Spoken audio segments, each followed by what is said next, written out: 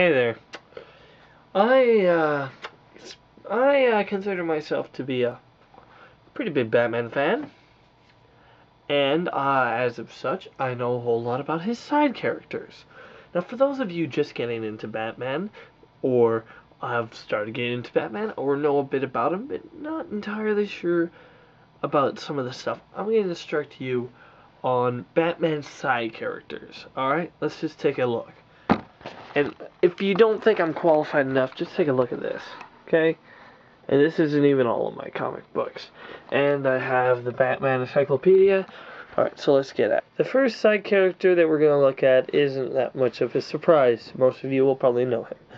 His name is Dick Grayson, also known as Nightwing. Most of you will know Dick Grayson as Robin.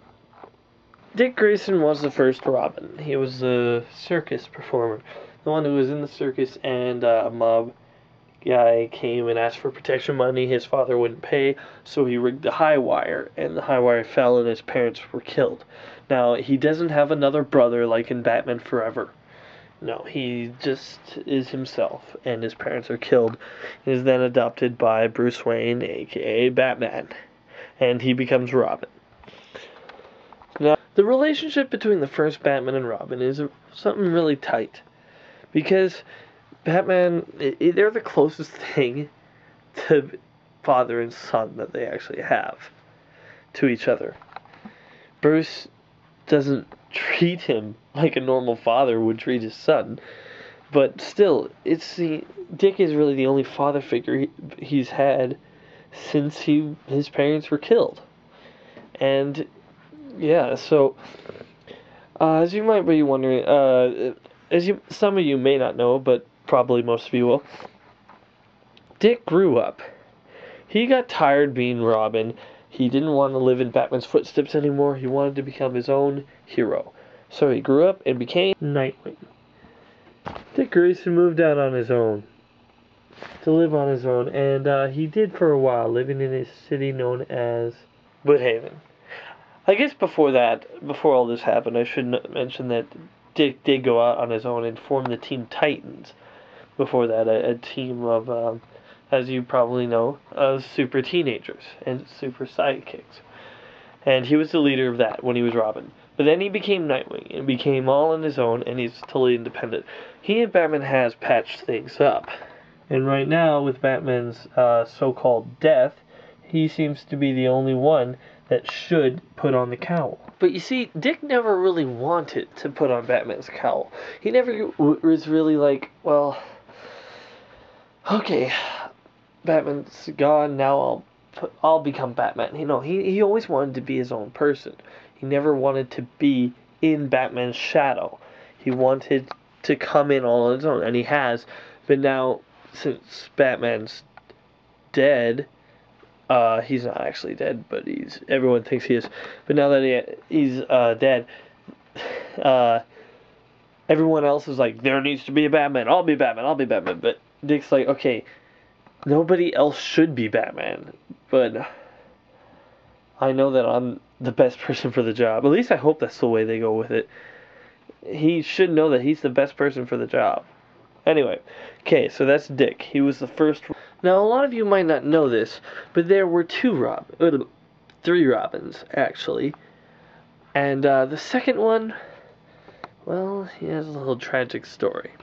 Second Robin was named Jason Todd. Jason Todd was brought into the comics, and, well, he wasn't really that well liked.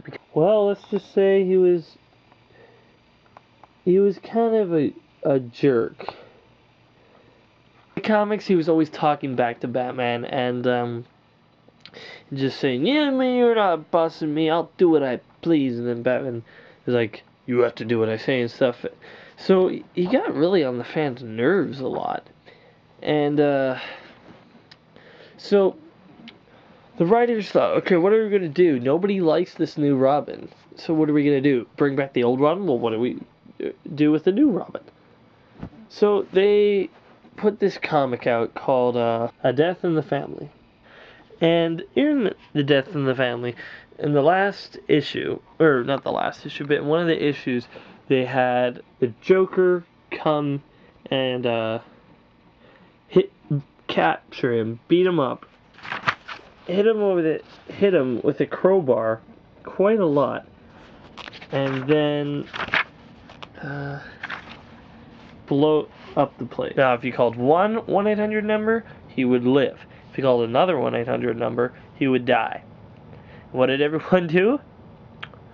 We can vote off to kill the brat that keeps on talking about the Batman? Die, kid, die. And that is exactly what happened.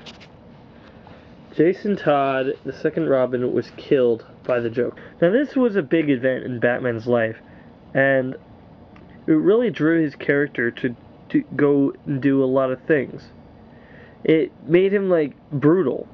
He didn't want to take another Robin after this, because he didn't want this to happen again. And also, he never wanted, he just got a lot more brutal and more distant from everyone and everything because of this one event.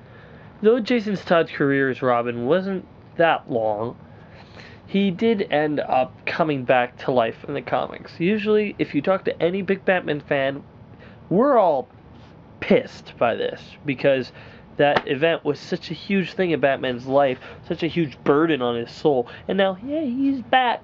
No big deal. You were dead, now you're alive. Woo! Anyway, so yes, Jason Todd was the second Robin, and let's move on to the last. Well, yeah, I guess there's kind of 4 Robins, but the 4th one doesn't really count, I don't think.